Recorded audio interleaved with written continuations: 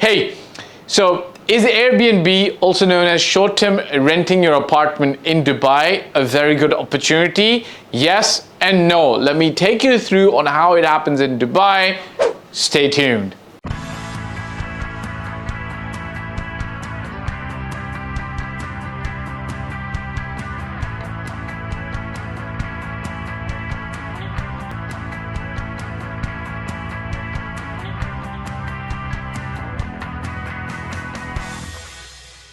Hey, welcome back. So, is Airbnb, also known as short-term renting your apartment, a good opportunity in Dubai? I've got to bring you up to speed on exactly how short-term rentals happen in Dubai. What's the expected return that you can actually get out of short-term renting? And then you make a decision based on the facts, okay? Because a lot of times you're going to get people kind of sell you this dream about it's all good, you're going to be able to double your money with short-term rental, and sometimes it's true. And sometimes you've got to actually take the truth with a little bit of a pinch of salt, the truth or the facts, so to speak, okay? So how does short-term rentals work in Dubai? This is how it does, okay? So let's say you've got a one-bedroom apartment or a two-bedroom apartment. Now, I'm not giving you the pros and cons. Is this a good apartment, bad apartment, great view, bad view, good location? We're going to discuss that a little later. But just the bare bone minimum of how this happens, okay? You're gonna have to put in some kind of furniture in this, okay? Now, good furniture for a one bed is going to be approximately $35,000 dirhams, okay? For a two bed, you're looking at about a 40 to 50K, and for a three bed, you're looking at approximately 60 to 70K, okay? What do I mean by this? In Dubai, when you do short-term rentals, you have to provide a certain standard to the people for them to be able to come back and say the furniture was clean, it was good, it was hotel quality, so on and so forth. But if you've got a one bedroom and you're looking to get into the short-term business, you're going to have to expend some money to provide. And you've got to understand, back in the day, about 5-6 years ago, 7 years ago, 10 years ago, people used to do short-term rentals in Dubai, but just throwing a mattress and a bed there and be like, okay, I'm ready for short-term rental. That doesn't work very well. Perhaps it did a long time ago. The standard of short-term rentals, Airbnb in Dubai, has gone up. You've got to really take care of the guests, the short-term stay guests that are coming to stay with you, okay? So once you've got the furniture in place, you've then got to get the permission, okay? Now in Dubai, unlike other countries where you're free to kind of put a room available for rent for somebody to come and stay, you become a host or a super host and you take care of them, it doesn't operate like that in Dubai. In Dubai, you've got to get permission. And for that, you get a permit from, it used to be DTCM, but now it's going to be Department of Economy and Tourism, DET, okay? So now it's the DET. Before it used to be DTCM. It's pretty much done online. You actually upload some pictures, show them what the property is, prove that you're the owner, and you're able to then do short-term rentals for it. Now, this permission can be gotten by the company that you might hire to do your Airbnb, okay? So management company, okay?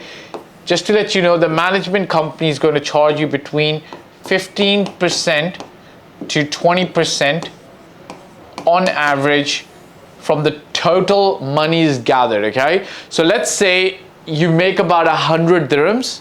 I'm just giving you 100 dirhams. Then there are costs, let's say about 7 dirhams for maintenance, electricity, water, cleaning, so on. You're left with about, so they're going to take 20% of this, and then there's 20%. You're going to be left with about 63%, okay? So I think 27 minus 100, it's not 63, it's 73, okay?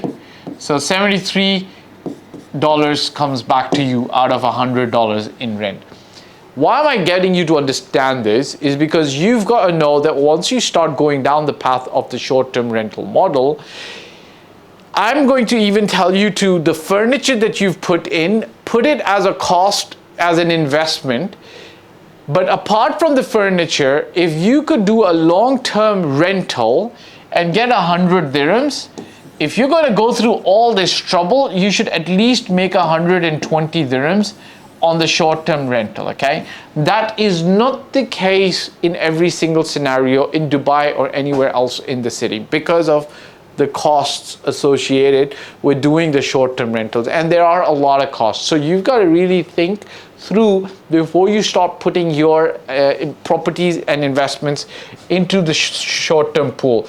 They do well. You can make them work. How you make them work is the trick, okay? So here's the no, okay, of doing the rentals wrong, okay? Bad location. Short-term rental, this ain't gonna fly. You're going to suffer. Even though there are management companies who do short-term rentals, be willing to take it on from you, okay? One single apartment, in my personal opinion, it's just not worth the headache. One apartment, to put it into a short-term pool, you're just going to be not important enough, in my opinion, sorry to say this, but the management companies are not going to do complete justice to you. You've got one apartment, I think you should just have more stability with a long-term lease tenant, okay? One apartment is not going to be really giving you the best returns. A bad management company. Guys, listen, there's a lot of companies in Dubai who are out there looking for your short-term business. They've started with their heart in the right place. They just don't have the service levels to take care of their apartments, their guests who come and so on and so forth. Let me give you an example. If you put a guest in and the refrigerator breaks down, you've got to fix it. Okay, I've had a situation where an investor and a client during the pandemic moved into a property. They were pretty much stuck in Dubai. They had to move into a property for a month's time. They did their groceries, spent about 400, 500 dirhams on their groceries, put it in the refrigerator breaks down. Kudos to the company. They came in, they changed this refrigerator about maybe 5-6 hours later, but his groceries are gone bad. Now, for some people, they're going to take it on the chin and say, okay, it happens. For this tenant, no, this client, no, it was too big a deal for him to let go. You know, for him, it cost him 300 to 600 dirhams worth of groceries, something like that. On the yes side, so this is no. How can you make it work? Okay, have multiple apartments when you go in. Okay, not one, but 3, 4, 5 in the same area. Okay, in the same place. It makes it easy for you to rent, manage short-term, give it out for short-term rental easily, okay? Negotiate the fees with the companies, okay? So negotiate fees and try to get as low fees as possible, okay? Without sacrificing quality, okay? Choose the right apartment, but balance it out, okay? If you get the Burj Khalifa view, but you paid $1 million dirhams extra, that's not going to really work for short-term rental. You're not going to get $1 million worth of extra rent every year, okay? So balance the good locations, and the views, okay? So balance it out, guys, okay? And last but not the least, negotiate how to buy the apartments at the right price. If you don't buy apartments at the right price, guess who's going to be suffering? You're going to be suffering later on, okay? Listen, Airbnb short-term rental market slated to cross the $100 billion mark, you know, and so it's going to be actually really good. Just, you've got to understand that the Dubai market with its local nature is different. Work with an expert. There is a link below. We can guide you through the process, help you build a great portfolio that can help you with great short-term rental returns. Don't forget to hit the like, subscribe, and bell icon. Show us some love in the comment section. Ciao for now. Hey guys, thank you for watching the video. I hope you liked it. My name is Fahd Dawood. I've been doing this for 15 plus years. I started in Toronto, Canada in 2006, and since 2007 I've been based in Dubai and doing real estate in Dubai. Look, if you're looking to work with me, there's a form below and my mobile number. I do paid consulting. You can also get help from my team for services.